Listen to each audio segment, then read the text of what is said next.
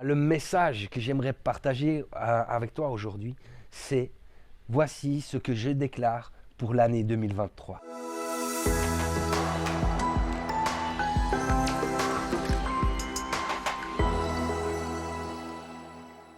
Bonjour les amis, je suis très heureux de pouvoir vous retrouver pour cette première vidéo de 2023. C'est cotillon, ambiance, tout va bien, j'espère que vous allez bien. Alors c'est vrai que souvent dans les temps de fête, de première année, de nouvel an, tu sais, on est là et on prend de bonnes résolutions. Le problème c'est que l'esprit est bien disposé mais que la chair est faible. Donc en fait beaucoup de résolutions ne trouvent pas leur accomplissement. Mais tu sais, moi je suis pas fataliste, donc vraiment à toutes celles et ceux qui ont pris des bonnes résolutions, qui s'y tiennent, je vous encourage, je vous bénis à pouvoir le faire.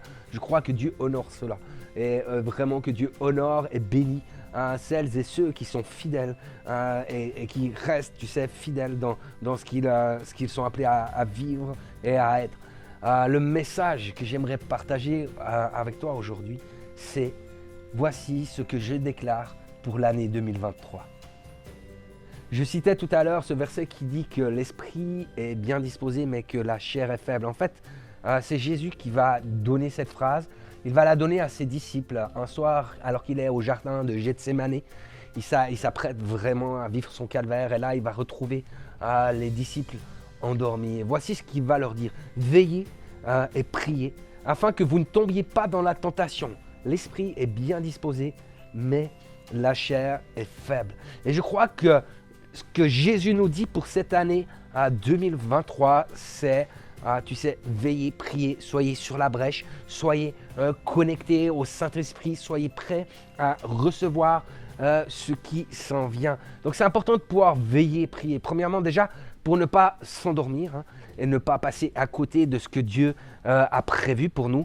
Et d'une autre part, tu sais, c'est pour ne pas entrer en tentation.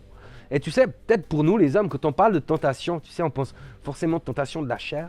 Mais en fait, il y a plein de domaines où on peut entrer en tentation. Tu sais, la tentation de la critique. La tentation de faire des choses pour son propre intérêt, la tentation de ne pas servir l'Église, la tentation de se promouvoir soi-même, la tentation de nous énerver, la tentation d'agir précipitamment, tu sais, de ne pas écouter, etc. La tentation d'aller, etc., etc. Il y a tellement de choses dans lesquelles on peut être tenté et qui peuvent en fait nous dévier du projet de Dieu pour nos vies. La Bible nous dit donc, veillez et priez. Soyez connectés à ce merveilleux Saint-Esprit. Soyez réceptifs à ce que le Saint-Esprit veut vous donner. Est-ce que tu veux connaître la faveur en cette année 2023? Est-ce que tu veux connaître, tu sais, vraiment la main de Dieu, le projet de Dieu pour ta vie? Est-ce que tu veux réussir dans toutes tes entreprises? Est-ce que tu veux pouvoir simplement accomplir les bonnes œuvres que Dieu a préparées tout spécialement pour toi d'avance en 2023. Voici ce que je déclare pour 2023. Les amis, on doit comprendre comment fonctionne le surnaturel. En fait, la Bible dit, nous croyons en Dieu. Alors nous comprenons que sa parole a créé le monde. Ainsi les choses qu'on voit ont été faites à partir de choses qu'on ne voit pas. Et si on reprend le texte de la création dans le livre de la Genèse, la première chose que Dieu va faire, c'est qu'il va établir les temps. Il appela la lumière jour et les ténèbres nuit. Il y eut un soir, puis un matin, ce fut le premier jour. Donc Dieu a établi, la première chose qu'il a établie, c'est les saisons. Et je crois que l'histoire de la saison, elle est très importante. Parce qu'il y a des choses qu'on peut faire dans une saison qu'on ne va pas faire dans une autre saison. L'hiver, tu sais, tu ne vas pas planter un arbre, tu ne vas pas planter, voilà, ce n'est pas le bon moment. Ni même en été, quand tout est sec, tu sais qu'il n'y a pas d'eau, ce n'est pas le moment de planter un arbre. Et Dieu veut susciter en cette saison, dans son Église, un esprit de foi et de conquête, tu sais, pour pouvoir aller véritablement hériter de toutes les promesses qu'il a voulu pour elle, tu sais, durant ce temps de ministère terrestre. Et la foi, c'est la clé. C'est vraiment une clé de puissance parce que si on regarde juste tu sais, avec les yeux, tu sais, de la chair, hein, la vue, si on regarde les choses par la vue, si on ne marche pas par la foi, tu sais, on va se dire, mais tu sais, il n'y a rien qui est aligné pour que ça fonctionne. On va se dire, ah, c'est pas le bon moment, c'est pas la bonne saison. Tu sais pourquoi? Parce qu'on nous parle de pénurie, parce qu'on nous parle de difficultés, parce qu'il y a des guerres, donc c'est pas le temps. Alors que tu sais, depuis le début, moi, ce que j'ai trouvé extraordinaire, c'est que depuis que l'équipe apostolique, la Gospel Wave, a vu que nous étions dans un temps de foi et de conquête, qu'il y avait vraiment ce temps-là pour recevoir des promesses de Dieu, où c'était un temps d'abondance, à partir de là, ça a tourné et le monde a commencé à parler de pénurie. Et je trouve que c'est voilà, c'est un truc de fou quand même. Mais quand Dieu a créé le monde, qu'est-ce que nous dit la Bible? Elle nous dit que la terre était informée vide et que les ténèbres couvraient l'abîme. Et en plus, elle ajoute que l'esprit planait à la surface des eaux. Donc à ce moment-là, c'est la saison, tu sais, c'est le temps de la création, l'esprit est là, l'esprit est présent, et ça on le vit aussi aujourd'hui. Tu sais, et lorsque la parole de Dieu est déclarée, alors le surnaturel va se mettre en route. Tu sais, la création va être activée. Tout ce qui n'existait pas se met à exister pour la gloire de Dieu. Et moi, j'aimerais te dire, j'aimerais t'encourager. Ce début d'année, c'est un temps, tu sais, où il faut pouvoir activer la parole de Dieu, pour activer, tu sais, la création sur ta famille, pour que les choses qui n'existent pas encore soient libérées dans ta vie. Donc, j'ai dit sur ta famille un peu par réflexe, mais ça peut être ta vie professionnelle, ça peut être dans différents endroits. Mais je crois qu'il y a des familles que Dieu veut ramener vraiment à Christ et qu'il y a une clé là aussi pour cette année 2023. Donc, au lieu d'adopter des bonnes résolutions qui ne vont pas apporter de fruits, et puis au pire, tu y arriveras avec grande paix, j'aimerais t'encourager à pouvoir démarrer cette année 2023 en déclarant ce que Jésus lui-même a déclaré au début de son ministère. Et c'est important de pouvoir faire ça. Vous verrez, parce que je crois que ça va libérer quelque chose qui est justement extraordinaire. Qu'est-ce qui s'est passé? On voit ça dans Luc 4, versets 18 à 21. En fait, ce qui va se passer, c'est qu'au début de son ministère, Jésus arrive dans une synagogue. Et là, on va lui tendre un rouleau du livre d'Ésaïe. Et il va commencer à lire. Première chose qu'il lit, c'est « L'Esprit du Seigneur est sur moi ». Commençons cette année en nous positionnant spirituellement. Où es-tu?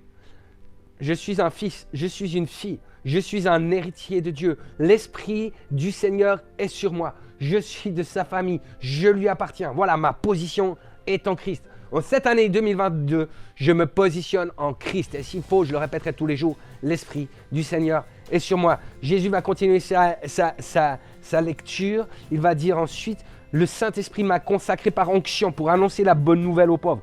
Il m'a envoyé pour guérir ceux qui ont le cœur brisé, pour proclamer aux prisonniers la délivrance et aux aveugles le recouvrement de la vue, pour renvoyer libres les opprimés. Les amis, on a été baptisés d'un baptême de feu, du baptême du Saint-Esprit, pour faire les œuvres que le Seigneur a prévues que nous fassions. Que ce soit, tu sais, au travers qu'on chasse des démons, qu'on ressuscite des morts, qu'on guérit des malades, qu'on boive des breuvages mortels que rien que ne nous sera fait, qu'on marche sur des scorpions, des serpents, tout va bien, on parle en langue, la gloire de Dieu se manifeste. Ça, c'est le projet de Dieu pour son Église. Donc, en cette année 2023, déclare ce que tu veux voir se produire dans ta famille, dans ta vie.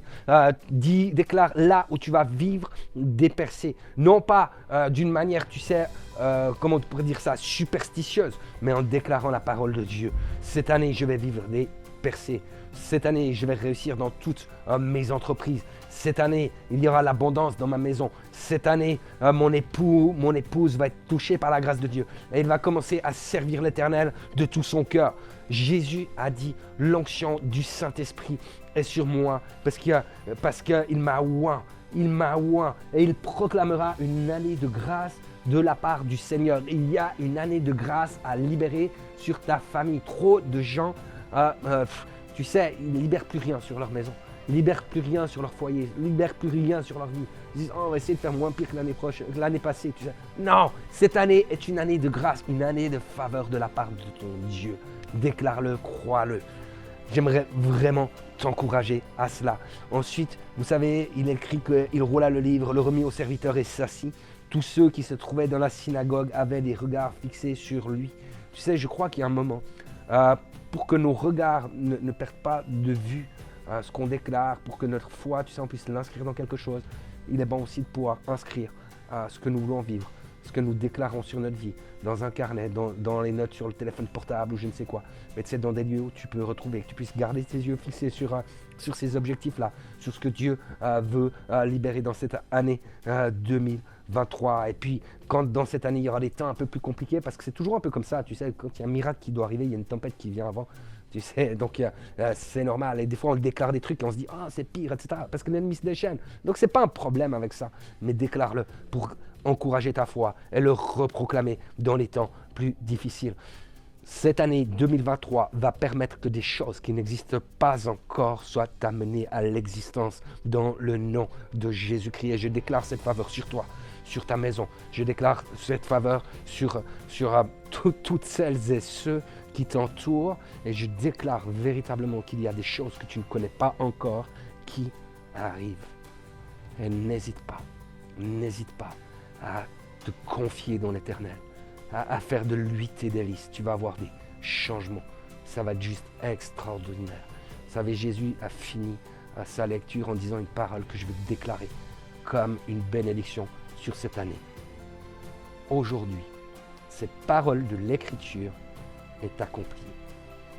Amen. Que Dieu vous bénisse. N'hésitez pas à liker cette vidéo. N'hésitez pas à la commenter, à la partager à ceux qui en auraient besoin. Abonnez-vous à notre chaîne YouTube, activez la cloche, vous recevrez des notifications pour nos prochaines publications.